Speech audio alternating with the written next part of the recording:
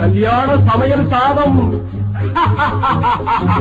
கல்யாண சமையல் சாதம், காய்கறிகளும் பிரமாதம், அந்த கௌரவ பிரசாதம் இதுவே எனக்கு போதும். கல்யாண சமையல் சாதம், காய்கறிகளும் பிரமாதம். தேவையான பொருட்கள்: முருங்கைக்காய், தேங்காய் பால், வெங்காயம் மற்றும் பச்சை மிளகாய், கருவேப்பிலை,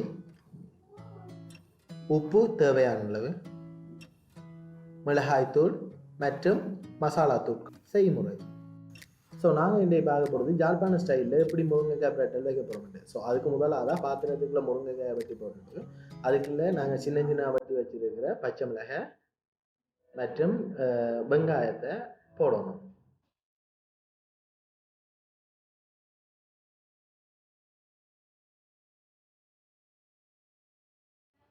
அதோட கொஞ்சம் வெந்தயம்,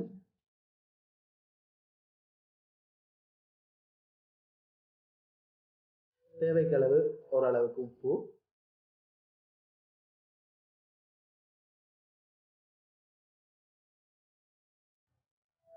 உங்களுக்கு உங்களோட நீங்கள் எவ்வளோ உரைப்பளிப்பீங்களோ அதுக்கேற்ற அளவு மிளகாய்த்தூள்,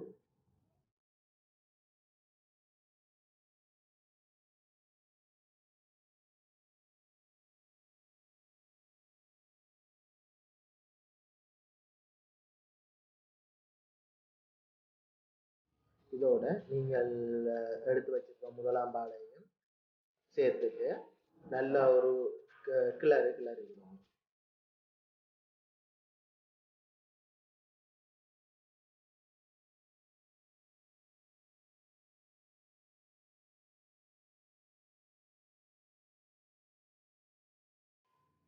அதோட ரெண்டாம் பாலையும் சேர்த்து விடலாம். யாழ்ப்பாணத்து முறையில் செய்கிறது சரியான ஈஸி. அப்படின்னா நீங்கள் எல்லா தேவையான பொருட்களையும் முதல் சட்டியில் போட்டு நல்லா ஒரு கிளறிட்டு ஸ்லிம் ஃபயரில் ஆன் பண்ணி விட்டீங்கன்னா காணும்.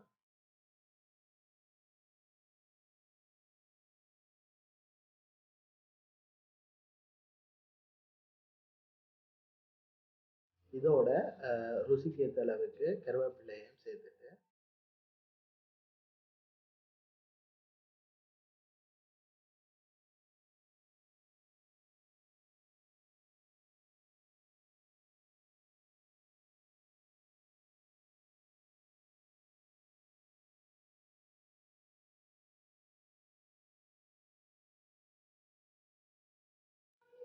மூடி ஓரளவு கொதி வர மாட்டோம் அப்படியே விட்டு விடலாம்.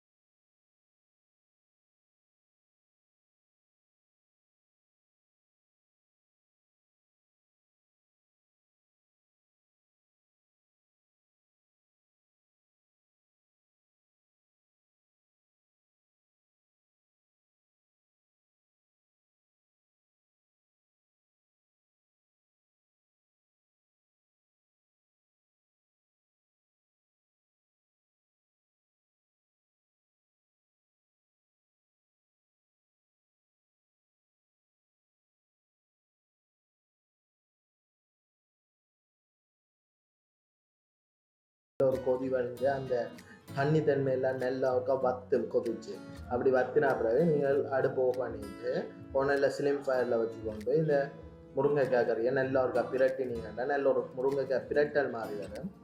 ஸோ இதை எடுத்தீங்கன்னா ஜாழ்ப்பாணத்து ஸ்டைலில் முருங்கைக்காய் பிரட்டல் ரெடி. இதை எடுத்து நீங்கள் உங்களோட மத்தியான லஞ்சோடையோ இல்லை காலம்புற புட்டுக்கோ சாப்பிட செம டேஸ்ட்டாக இருக்கும். நீங்களும் ட்ரை பண்ணி பார்த்து எப்படி இருக்குன்னு கமெண்ட்டில் சொல்லுங்கள். பிடிச்சிருந்தா லைக் பண்ணுங்கள், ஷேர் பண்ணுங்கள் உங்களோட ஃப்ரெண்ட்ஸோட. அடுத்து என்ன ஜாழ்ப்பாணத்து ஸ்டைல் கறி வேணுமென்றதை கமெண்ட்டில் சொல்லுங்கள். இன்னொரு ரெசிபியோட சந்திக்கிறேன். விடை வருவது ஜாழ் குக்கிங். Stay tune.